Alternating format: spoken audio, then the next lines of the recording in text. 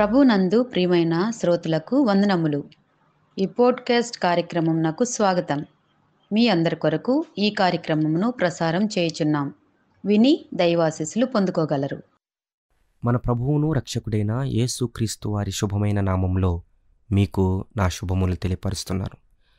మన దేవుడు పునరుద్ధానుడు, మరణమును జయించి తిరిగి లేచినటువంటి దేవుడు. మరణము ఆయనను బంధించి ఉండుట అసాధ్యము అని వాక్యం చెప్తూ ఉంది. ప్రపంచంలో ప్రతి మనిషి ఎంతటి విజయాన్ని అందుకున్నా, దేనిని గెలిచినా మరణం ముందు ఓడిపోతూనే ఉన్నాడు. మరణం ముందు తలదించుతూనే ఉన్నాడు. మరణపు ఒడిలో ఒదిగిపోతూనే ఉన్నాడు. ఎవ్వరూ మరణాన్ని జయించి తిరిగి లేవలేదు. కానీ మనము ఆరాధిస్తున్న ఏకైక దేవుడు, సర్వసృష్టికి ఆధారభూతుడు, పైన ఆకాశమందు గాని, క్రింద భూమి మీద గాని, భూమి క్రిందున్న పాతాళమందు గాని ప్రతి నామము యేసు నామంలో వంగునట్లు, యేసయ్య నిజమైన దేవుడని ప్రతి నాలుక స్తుతించినట్లు చేయగలిగిన, చేసిన సమర్థుడు, గొప్పవాడైనటువంటి యేసయ్య మరణమును జయించి తిరిగి లేచాడు. ఆయన గురించినటువంటి ఒక అద్భుతమైన మాటను మనం ధ్యానం చేద్దాం. మన దేవుడు మంచి కాపరి, ప్రధాన కాపరి, ఆత్మల కాపరి, మంచి కాపరి మన ప్రభువే. ఆ కాపరి మన ఊపిరైతే మేలు, మేపు, కాపు అన్నీ ఆయనే చూసుకుంటాడు. ఇదిగో కాపరి ఏం చేస్తాడో ఈ యొక్క పాడ్కాస్ట్లో మనము వినబోతున్నాం. మొట్టమొదటిది, కాపరి వెదుకుతాడండి. మనమందరము గొర్రెల వలె త్రోవ తప్పిపోతిమి అని యెషయా 53:6లో ఉంది.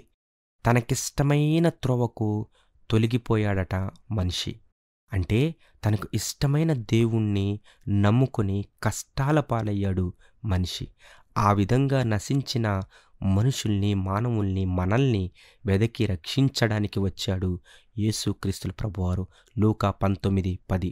తప్పిపోయిన విశ్వాసులను మనము వెదకవలసిన బాధ్యతను మనకు జ్ఞాపకం చేస్తూ ఉన్నాడు. ఈరోజు మనకు ఒక గొప్ప కాపరి ఉన్నాడని గుర్తుపెట్టుకోవాలి. మంచి కాపరి, ప్రధాన కాపరి, మన కొరకు గొప్ప మేలు చేసే కాపరి. నిజమే, యెహోవా నా కాపరి, నాకు లేమి కలుగదు అని దావీదు చెప్పాడు. దేవుడు మన కాపరిగా ఉంటే మనం దేనికి భయపడాలి? మన కాపరి మనల్ని వెదుకుతాడండి. వింటున్నారా? వివేకము కలిగి దేవుని వెదుకువారు కలరేమోనని ఆకాశము నుండి యెహోవా నరులను పరిశీలన చేయుచున్నాడు.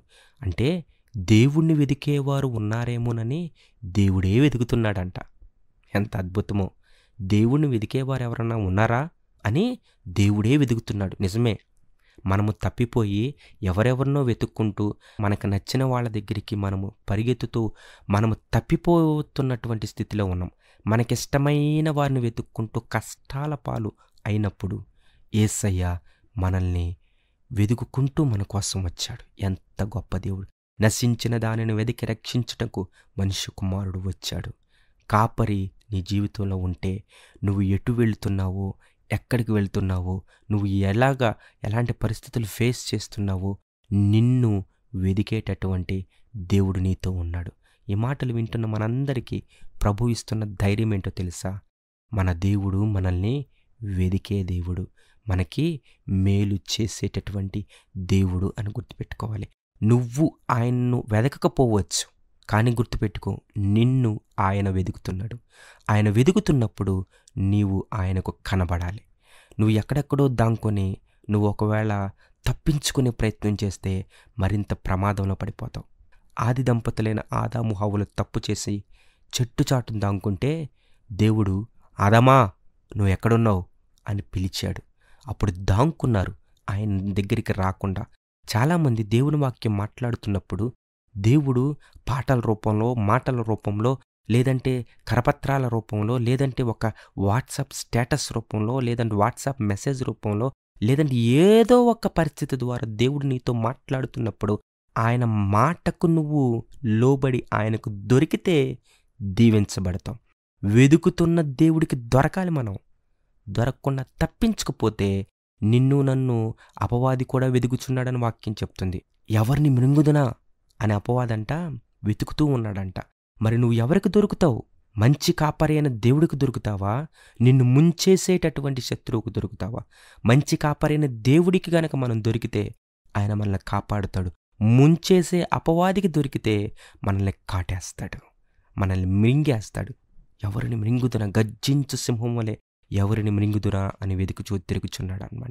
వాక్యం చెప్తాను. మన దేవుడు మనల్ని వెదికి మనల్ని పట్టుకొని తన యొక్క కృపలో మనల్ని వర్ధిల్లింప చేయునుగాక. ఆమేన్.